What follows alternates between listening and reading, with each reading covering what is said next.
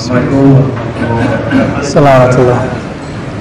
Kami hormati mohon mengajak sedikit untuk bekal kita semua,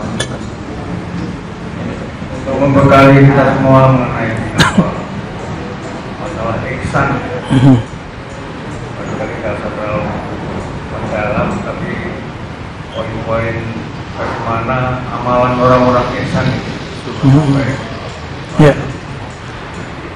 Ihsan itu sama dengan Islam dan iman. Dia warisan dari Nabi. Dia warisan dari Nabi.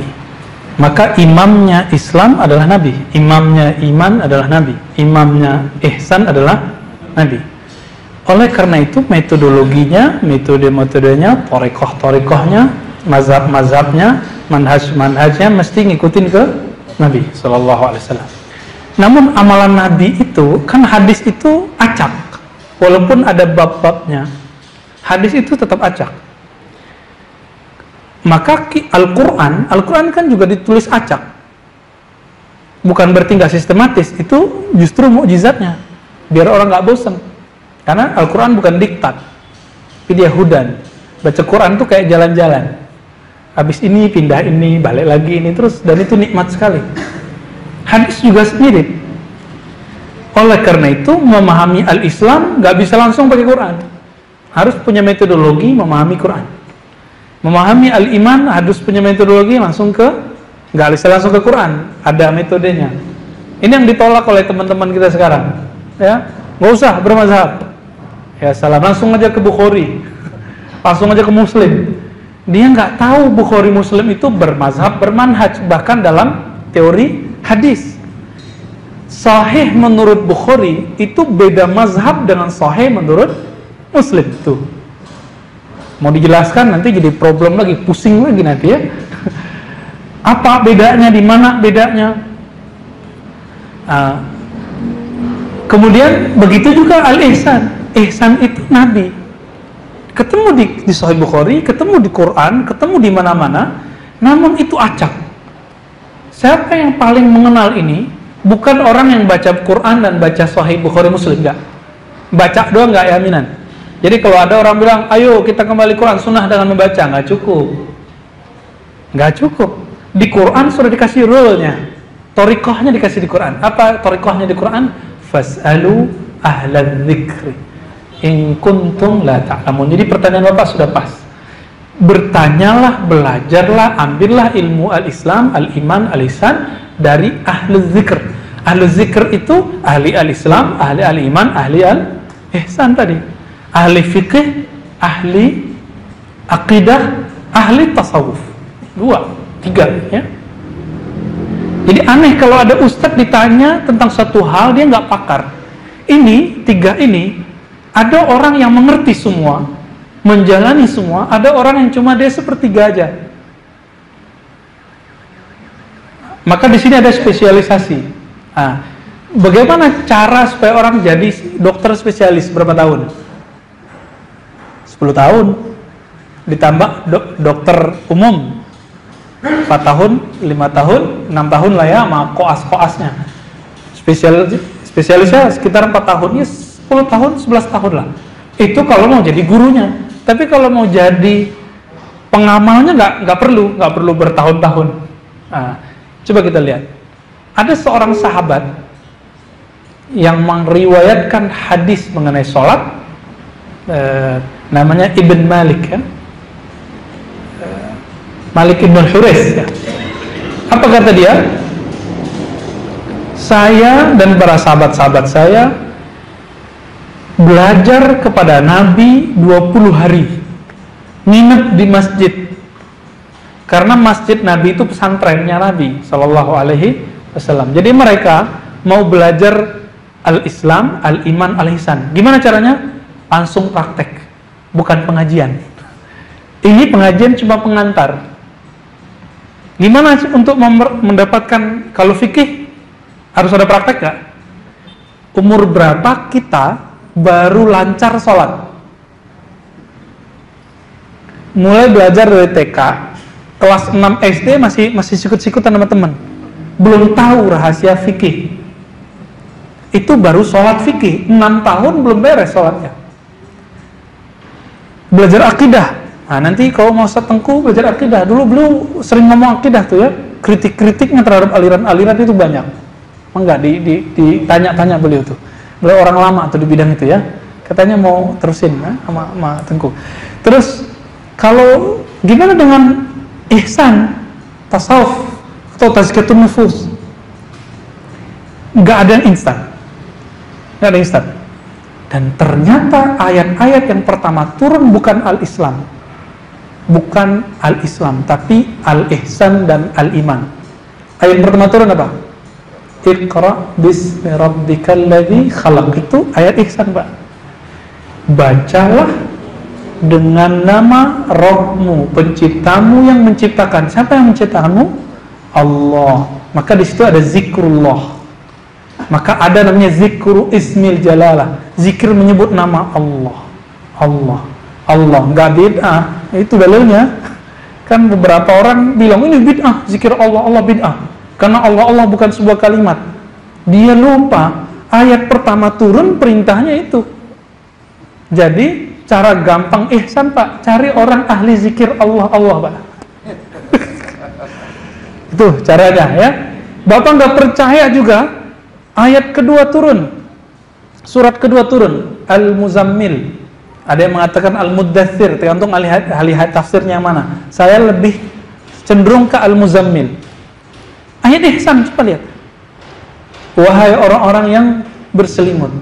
Perintahnya apa? Qumil laila illa qalila. Ini ihsan atau fikih biasa?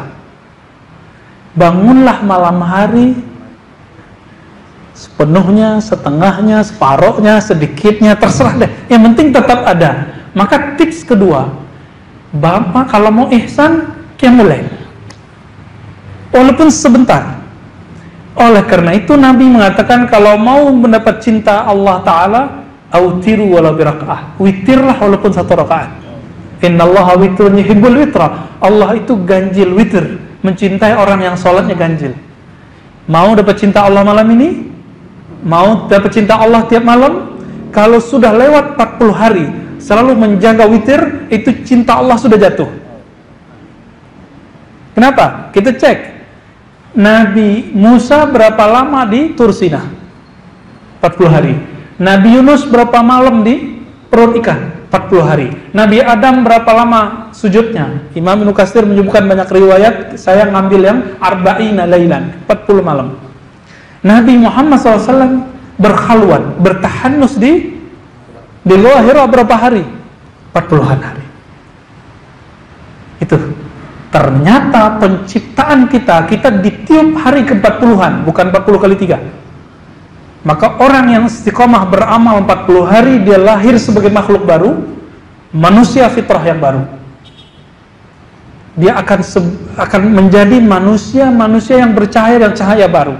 Walaupun mukanya nggak berubah, tapi cahaya mukanya akan berubah. Ini yang disebut simahum fi wujuhihim min atharis sujud. Simahum, apa arti sima? Alamat, tanda-tanda kecerahan ada di wajah mereka, bekas sujud. Bekas sujud itu bukan hanya jidat hitam, itu ya, itu jelas. Sujud itu apa? Sujud itu kepala di bawah tempat buang air besar. Di bawah nggak tuh? Tadi kita sujud, maka orang-orang yang sujud, wajahnya terlihat, Pak.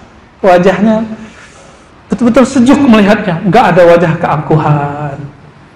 Yang ada cuma wajah kerendahan. Maka yang dibaca Subhana Rabbiyal A'la, Maha suci engkau yang tinggi ya Allah, aku tidak. Maka orang-orang yang sujud, dia tidak sombong dengan gelarnya, dia tidak sombong dengan ilmunya, dia tidak sombong dengan jabatannya, dia tidak sombong dengan pencapaian-pencapaian duniawinya, apalagi pencapaian ukhrawinya.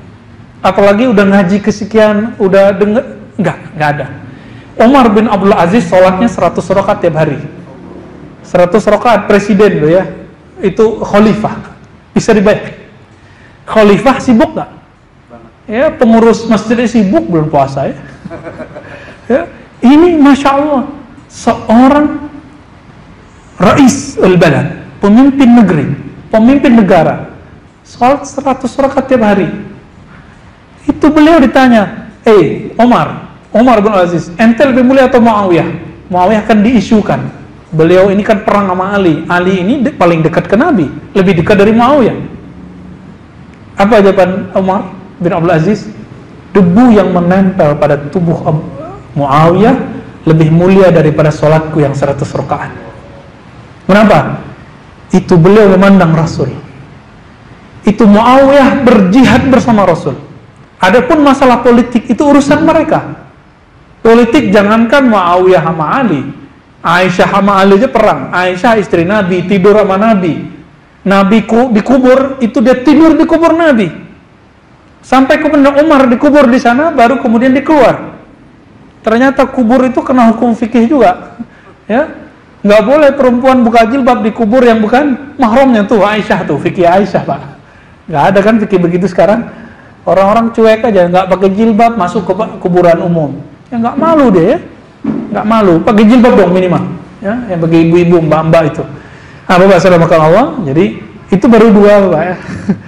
Nanti Bapak turun ayatnya, ketemu lagi ayat ke-8-nya, mirip perintahnya. Kalau tadi Iqra, sekarang wazkuris marabbik. Sebut nama Rabbmu. Tadi cuma baca aja deh. Mau paham nggak paham, mau ada rasa nggak ada rasa. Sekarang wazkur. Ingat. Ternyata zikir tuh ingat nggak Pak Allah kayak gimana Pak? Ada ingat kayak gimana Allah? Di mana tinggalnya Allah?